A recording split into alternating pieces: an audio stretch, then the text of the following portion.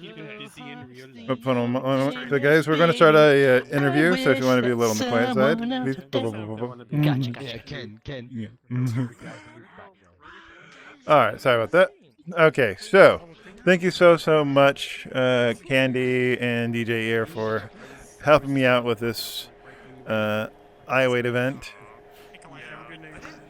Yeah, anytime. Oh, for sure. It was a pleasure. Sweet. So, just some kind of general questions. Just for just so we'll go in the order of the DJs who had the sets. DJ Ear, how long have you been DJing for? I would say since probably 2008, 2009. However many years that is, I don't know. I'm not good with math. I start feeling better when I have a job and I'm not 12? More than 10. More than a decade. I need to go. How about you, Candy? How long have you been DJing for?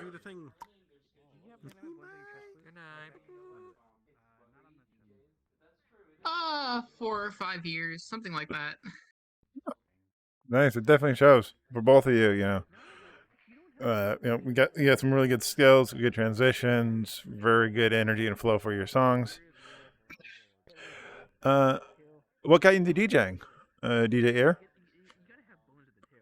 I think probably just being a producer and being a big fan of DJ mixes and electronic music. You know, I had a couple of like trance and old like UK house mixes when I was growing up, and I used those as a lot of inspiration for a lot of the music I was making as a kid, and that kind of led into my like creating songs that were designed to be like mixed. Not really understanding how it all worked or anything like that. And then eventually, when little DJ controllers started to hit the market, Hold on, and your sec, Candy. it was a lot easier to pick one up and actually DJ. I was like, oh, cool. So I spent like $90 and I bought some little used piece of plastic controller or something, and started like teaching myself how to DJ.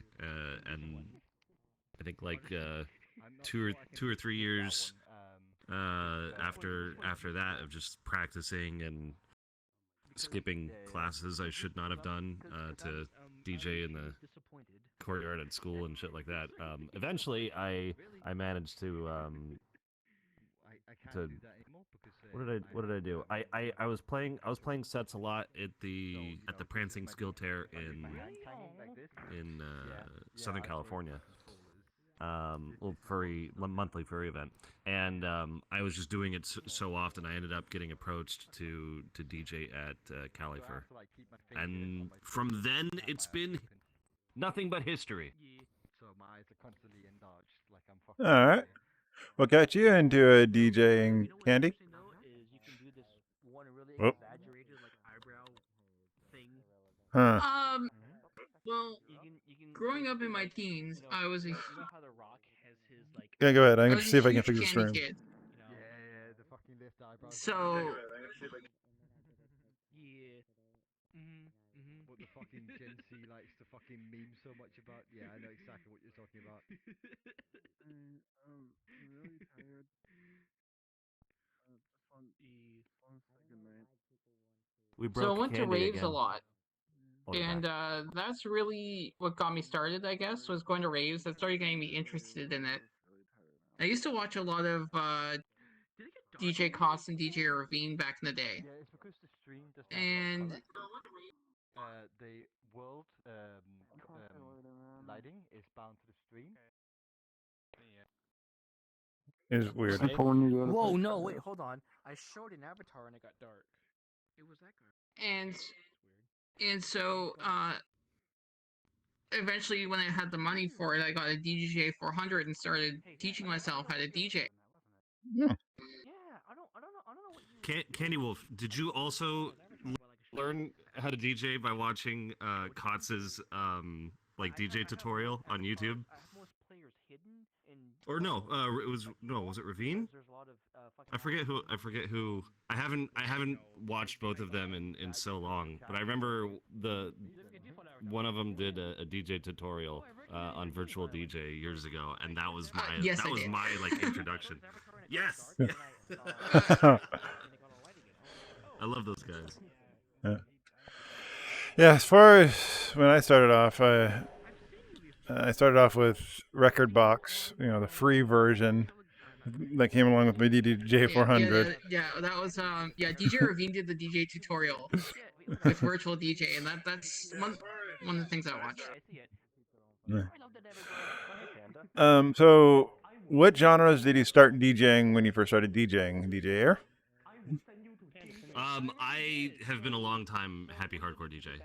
So I started off spinning hardcore, and oddly enough, I would end up getting more into house and electro just to make my way into the clubs, furry conventions.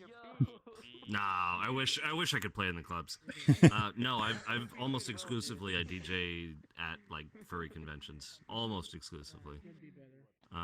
For better or worse, I've kind of ignored trying to DJ at clubs because I feel like, especially right now, DJs are like a dime a dozen. They're like the replaceable commodity.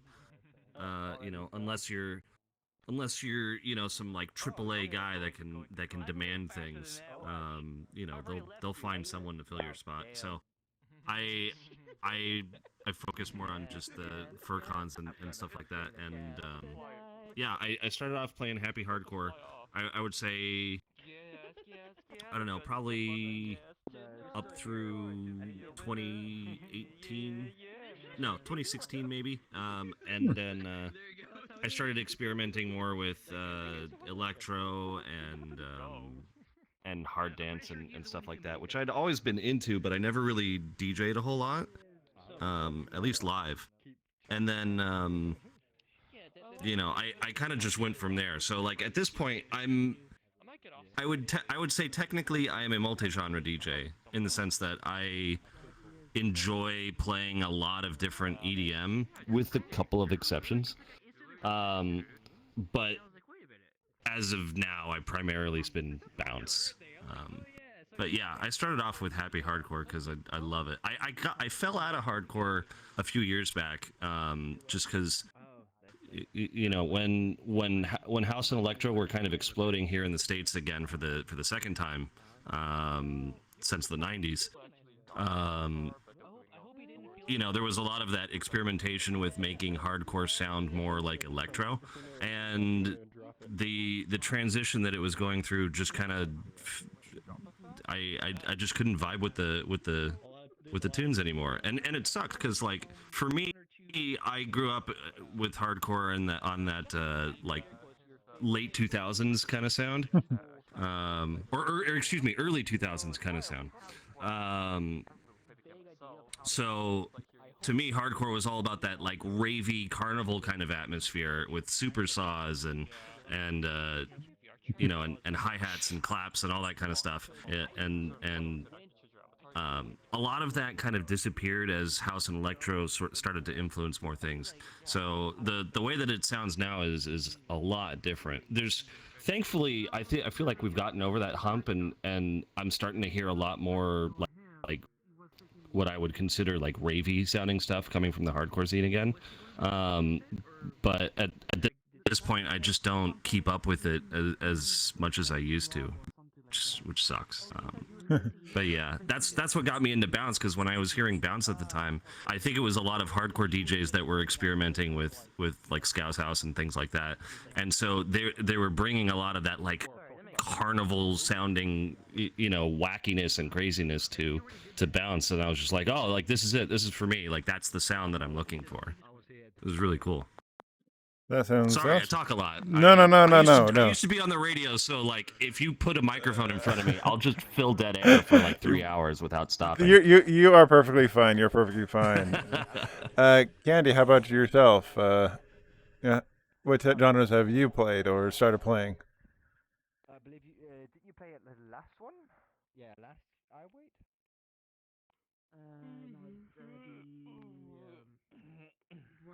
Hmm. Oh, 2 weeks ago. Okay. you still with us, Candy? Give Candy a Well, sec. it's obvious. He's listening on the stream. Happy and UK hardcore was like there's a lot of what I play. But I also play drum and bass. I play electro. I play electro swing. I play break. Was it placeholder? Yeah. Nice. You guys didn't know that we had the delay between the streams. And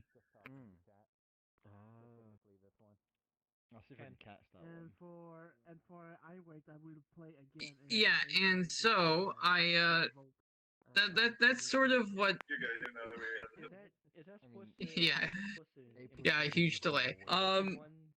Yeah, so that's sort of where I'm at and where I've always been. I can't really make it to a party at 3 a.m. in the morning on a Friday. So When you have work next. I'm awake. I have been awakened.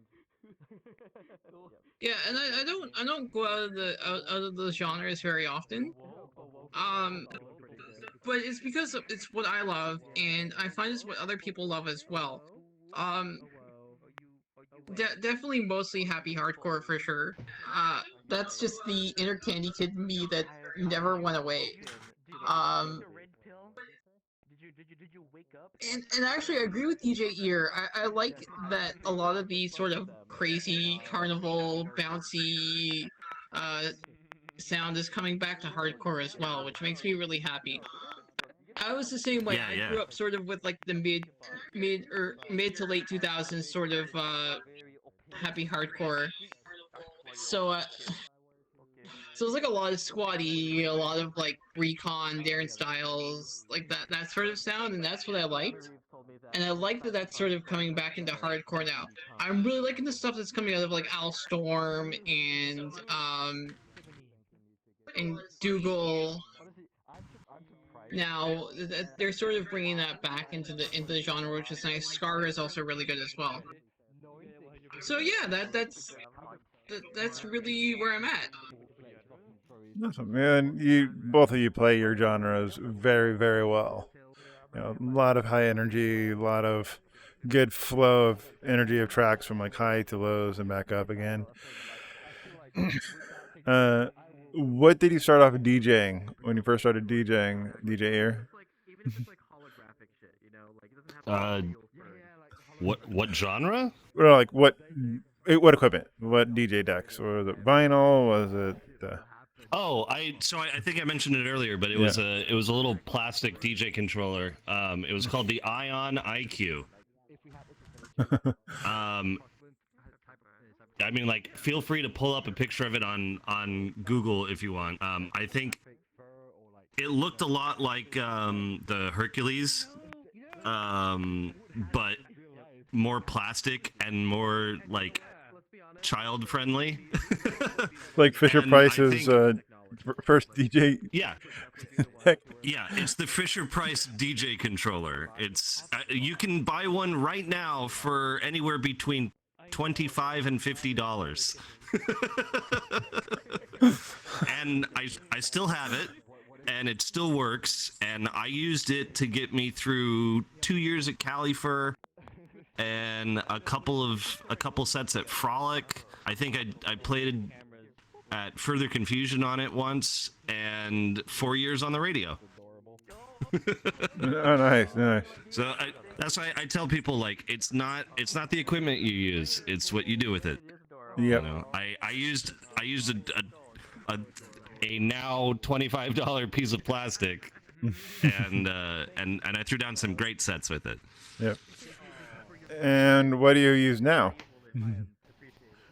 Right now I use a mouse and my keyboard. No, the latest controller that I have that I unfortunately haven't gotten to play with much just because of the lockdowns and pandemic and all that is I think it's the Newmark Mixtrack Pro 3.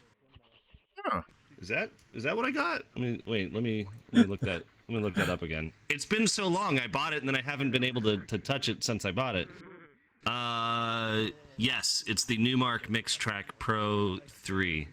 And what little time that I've spent with it, I've really enjoyed it. I previously had, in between the Pro 3 and my original plastic controller, I had the Mixtrack Pro 2, and it was cool and I liked it, and it was a nice upgrade from the Ion IQ.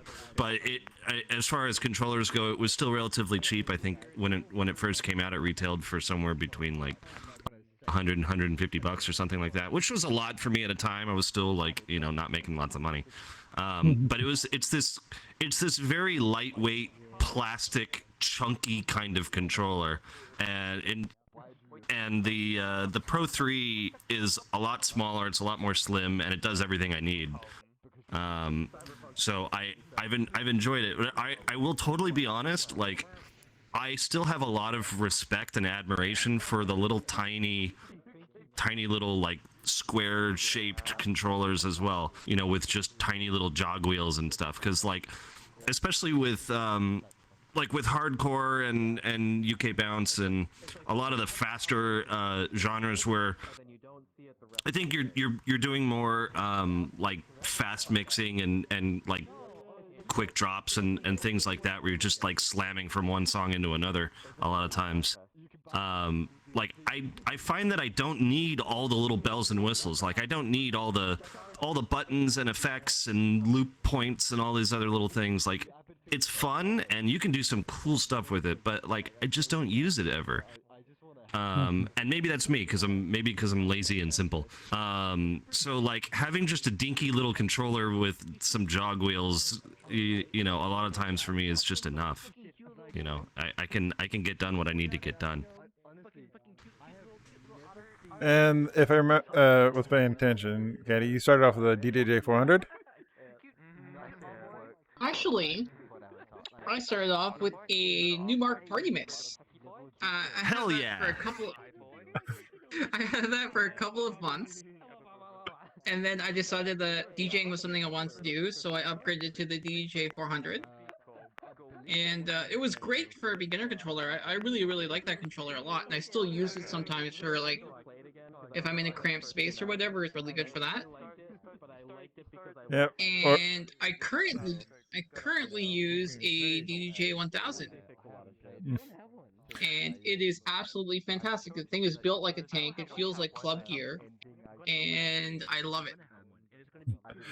Yeah, I'm thinking about eventually getting either up to the DDJ 1000 or the DDJ FLX6, I think. I don't know. I'd recommend the 1000, because the Flex 6 is very plasticky and it's not very durable, and you're not getting what you're paying for. Very nice. Is that a mirror up there?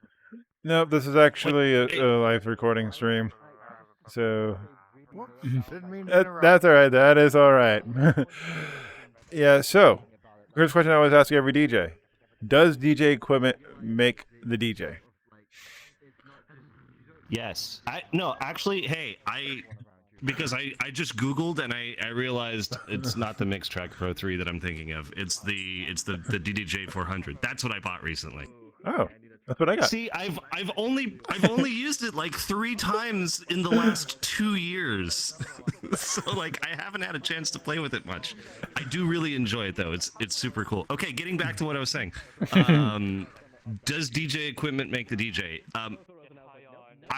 99% of the time I would say no. It's your skill and what you do with it that makes the DJ. But having said that, there are definitely some DJs out there who spin very particular types of genres where the equipment can greatly affect like how they mix and what they do with it. So like I've seen sets with guys that are like guys that are like scratching on like virtual vinyl, or they're layering, like 4 or 5 different, loops and beats and tracks on top of each other. Or if you've seen folks that are doing a lot of like live stuff with like Ableton or FL Studio, and they're using their gear to trigger things and play things back in real time. That is, I don't know if I would consider that like traditional DJing, but it's definitely still performing. You're making something and you're doing it live, and like that's what counts, right? So Yep. I think in that sense, for certain performers, the gear is everything. Take like those chiptune guys. They can't do their shit without a Game Boy. I don't think. Or a Game Boy equivalent. So like, for them, the gear matters, right? Like they gotta have a particular setup in order to make some cool sounding stuff. Yeah, but it's not the same for everyone. Yeah, but you can argue, like, at least if you're starting off, you don't need to go be buying the DD for, the DDJ, 1000. If you're starting off, you grab the party mix like Kandiwolf did, and you get your feet wet. You gotta figure out like, what is DJing and how do I do it, and what does it feel like, and then from there you can branch off into figuring out like, oh, do I want a deck with like big platters, or do I not care about that? Maybe I just want like some kind of MIDI fighter with a bunch of buttons on it so I can like trigger things. It really kind of depends on what you're playing and what your style is. Yep. Same question to you. Like, does DJ gear make the DJ, or is it about the skills that the DJ has? You know what? DJ Ear put it really well, and I don't think I could put it any better, so I agree with him. Good. Yeah, usually the second DJ gets shouted on that question, because the first one usually thinks all that is to be said. Yeah, it's like, as far as DJing, it's our hobby, it's our passion. Like, it's really like, if you're getting started, as what DJ says, I would suggest buying a cheap deck that has the functionalities that you need, and see if you like it or not, because DJing is not for everybody. Like, I'm surprised it was for me. But it can be. Yeah, DJing can be for everybody. That's what's crazy. Yeah, like honestly, for me, like, I never realized that I could do this, mixing sets. Like, hell, I started DJing in June of last year. June 19th is when I first laid hands on my DDJ 400. And it's a lot easier than people think it is. Yeah, it is. But yeah, definitely. But yeah, still, like, what? Oh, good. What I would say is, learning to DJ is really easy. Like, the act of DJing and mixing songs is not difficult. To me, what makes a talented or a professional DJ is how you're able to handle everything else. So it comes down to song selection, or some sort of being able to read a crowd, or especially the biggest one for me is, when you mess something up, how do you get out of it? And like that all comes with experience and practice, and you can usually hear it with folks, the difference between someone who's been doing it for a while and knows how to get their way out of a tricky situation, and someone who just has to like plow on through and hopes for the best, which at this point sometimes that ends up happening anyways. Yeah, like, if I make a mistake, Oh, good. I just roll with it if I make a mistake. Yeah, you have to. Yeah, like that beat's not lining up. Okay, quick. Okay, that sounds good. Crap, that doesn't sound good. Drug. I did a set at Arizona FurCon a few years ago, and the emergency loop, which for those who don't know is the feature on some DJ controllers and hardware, where if something awful and terrible happens, it will just loop the last like 4 bars of music, and oh, no. The emergency loop kicked in for some reason right at a drop. Oh no! Right at the drop. And but I got really lucky. I knew what was happening. I knew what to look for. I fixed the problem really quickly, and it didn't sound bad. You know, the emergency loop worked. It got its point across. You know, people didn't really notice, and I got away with it. Build the loop, build the loop, and then finally drop. Yeah. Oh no! It was like drop and then 1, 2, 3, 4, and then drop again, and it did that like 2 or 3 times. Yeah, it was really scary. But that's what I mean. Like, I was like, I bet it's this, and I went and yes, it is, and I plugged it in, and the controller was like, okay, everything's fine again, and I was able to take it out of emergency loop and keep going, and it didn't distract too much from the overall set. Yeah.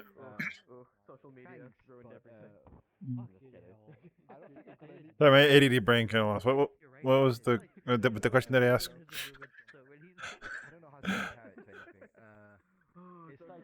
Oops. It's done some good things, probably. Needs to rewind. Uh-oh. Rewind button don't work.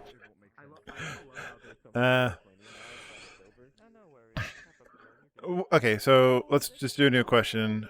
What advice would you give to a DJ who's just starting off? Like, especially like these two, like they're having a really good conversation right now. You know? Oh yeah. And let's go with Candy first. You guys can like join in on our conversation if you want. We're literally right next to each other, and Just the same advice that Corey gave last week. Just find a genre that you like. Find songs that you like in that genre, and just go for it. Just start.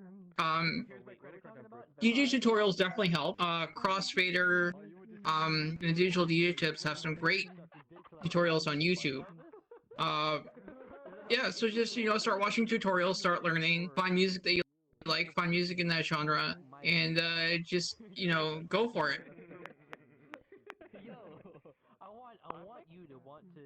All right. What about you, DJ? Any other words of advice you'd give to a DJ just starting off? I'll give you a raise. Yeah, amazing. If you join in, and I'll suck you. If you're talking, I think your audio device decided to go poops again. My Patreon is send me a friend request on at least one of my social media platforms, be it VRChat, Yep. whatever. Your audio device mic went kapoots. You promise to let me hug you. The third level. No worries. Actually, we're getting close to the time frame for the end of the interview.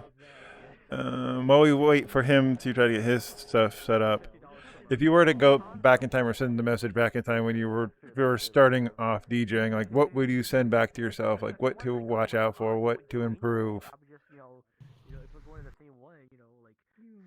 I heard something out of you, DJ Ear. Levels would have the same, like literally the same like benefits. That's a hard one. I want everyone to pay attention to what I'm doing. Just let harsh criticism just roll off your shoulder and just improve yourself and keep going. I guess would be what I would say. That's probably the best thing that I can come up. All right. I would say this very much the same thing. I mean, people can be dicks when it comes to giving feedback. I've definitely done that in the past. But like, try to get to the core of what someone is telling you when they're trying to give you feedback on a mix or something, and just look at that as like, here's what I need to improve on. It like I said, it takes time. It takes practice. And a lot of that stuff gets ironed out with just doing things a lot and getting experience. Like I said, when you screw up a bunch, you learn all kinds of things not to do. Yes. So like, I would say, when you're practicing, put yourself into uncomfortable situations. Like grab like 9 songs and don't listen to them. Don't listen to them ahead of time. And just load them up and start DJing and try to get through all 9 songs as best as you can, without having heard what they sound like first. You know, I've make done sure that they're so all many like within the times. same genre. Give yourself a chance. You know? Yeah, I've done it it too. helps a lot when you're just shooting from the hip like that. That's when you really are honing in those Skills on being able to figure out what to do, like in that short little time window that you have. Like I've got like a minute or two to get my next track up and running. What do I pick from? Where do I go? How do I start getting it ready? You know, how am I going to mix in? How am I going to mix out? Like those are all decisions that you need to start figuring out, and you don't have a lot of time to do it. And forcing yourself to adapt to situations that you're not familiar with is going to allow you to be able to get yourself out of wonky situations when they arise, and allow you to mix more songs together, because you'll come up with more creative ideas. I can jump in here and jump out there and do all this kind of fun. I can use an effect to do this and that and whatever. Things that you might not have Considered beforehand if you hadn't practiced and done that. Yeah, like I would say, just don't be afraid to fail. Don't go for the super safe mixes or whatnot. Just go out and have fun. Because this is your hobby. If you're not pushing yourself, you're not testing anything, beyond what you normally do. There's no harm in playing it safe, but sometimes you got to get out of your comfort zone. That's when you truly get to grow. Yeah. Yep. Yeah, no, that's good advice. I completely agree. And then back to you, like, if people talk down to you saying your set was this bad, and they don't give you any constructive criticism, ignore it. Because a person who is just there to tear you down, you do not need them in your life. They do not need to take any space on the stage that is your head or in your mind. What I would say in relation to that is Any professional is not going to talk to you that way. Someone who knows what they're talking about, whose opinion you should consider, is not going to talk to you that way. They're gonna come at you from a perspective of like trying to help you and get you to learn and be better. They're not going to just sit there and be like, bro, your mix is shit. You know. Yeah. Or if they do say that, they're gonna follow it up with some constructive criticism. If they've just got a little bit of an attitude. But like, if they're just talking nonsense, like don't worry about it. Don't listen to them, because I guarantee you, there's plenty of other people out there who are enjoying what you're doing. Yeah. And maybe you just need to figure out how you can do it better. Yeah. And kind of on the board of that, it's like when you are listening to other DJ sets and you're giving them, feedback, say, hey, notice this, you did this wrong. Here's how you can potentially improve. Make sure you tell them what it is, but then tell them how they can fix it. Because if you just tell someone that something's wrong, and it happens like in real life, outside DJ. If you just tell someone that something's wrong, that's not going to help them at all, because they don't know how to fix it. But if you know how to fix it, tell them, here's how you can fix it. Mm-hmm. All right. Any last things you want to add to the interview before we sign off? I'll just say this was. Thank you for letting me participate in this night. It was a lot of fun. I really enjoyed it, and I hope to do it again in the future. Yes. We will. So since we only do like 2 DJs a night, there is about a 2-month window that I don't want to bring you back on, just so we can get more people to come on. But yeah, after that 2-month window, I'll gladly have both of you on. Yeah, it was fun. I appreciate you having me stop by. All right. Anything else you want to add before we sign off?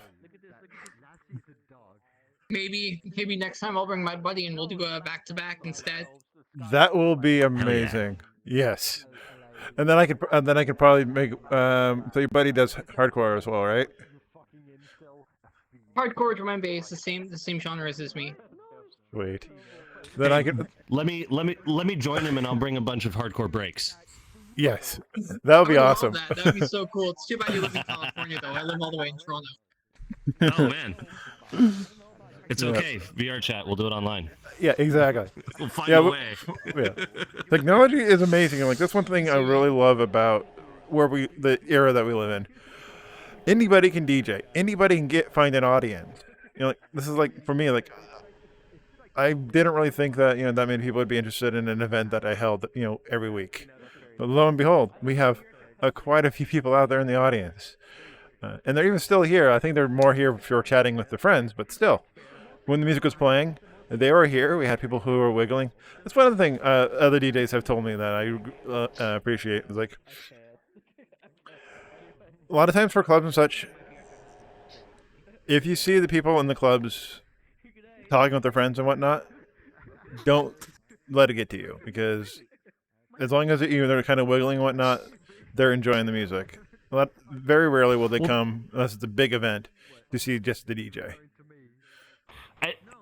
To be totally honest, that's sort of the point of a club. I mean, yeah. a lot of people think of, and maybe I'm splitting hairs between like a club or a lounge or something like that. But I think a lot of people think of DJing as like, you know, you get it in your head like you're at a festival and all the cameras and all the eyes are on you and everyone's there for you. And in a club environment, a lot of times, or especially like a small little club like this where it's more of just a social gathering, yep.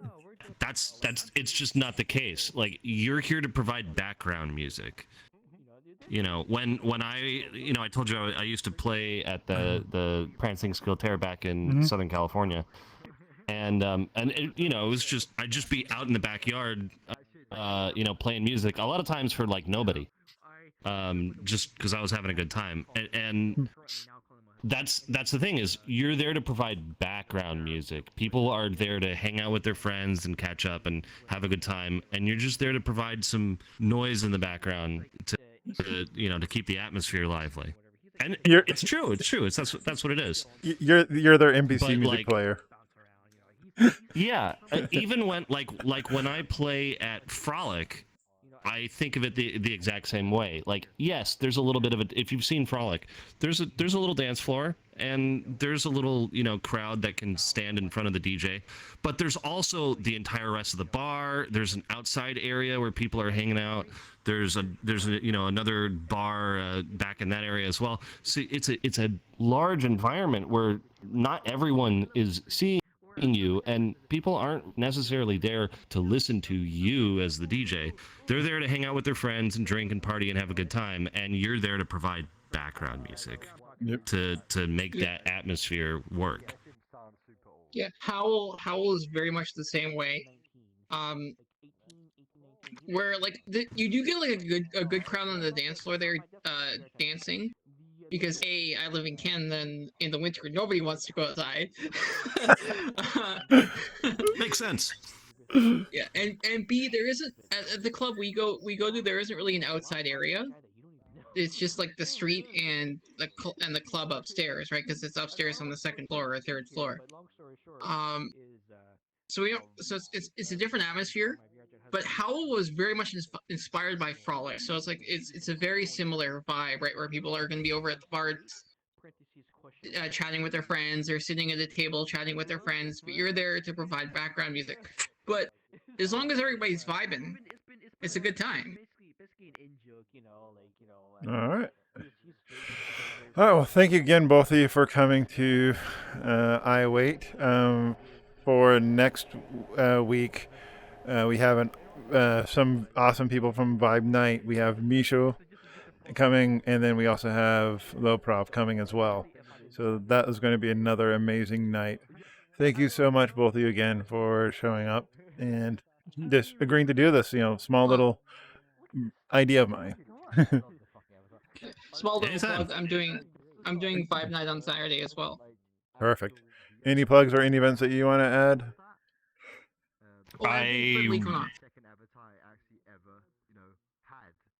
Cool. I released a DJ mix Oh. today, sort of. You can go find it on Mixcloud. There you go. It's a hands up mix, Okay. mostly. What's the URL? Yes.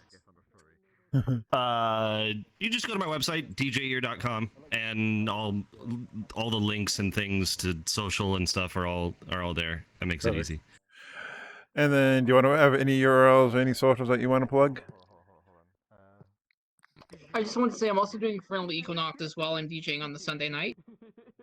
Oh. And yeah, and I have my Twitch channel, which everyone should know because they were just on it. And I also have Mixcloud as well, so it's just mixcloud.com/DJ Kandiwolf. I think there's an underscore. Yeah, DJ_Kandiwolf. Perfect. All right. Well, thank you again so much. And I'm going to go ahead and sign off and then find some more music for these lovely people to listen to. All right. Thanks so much. Good. Yep.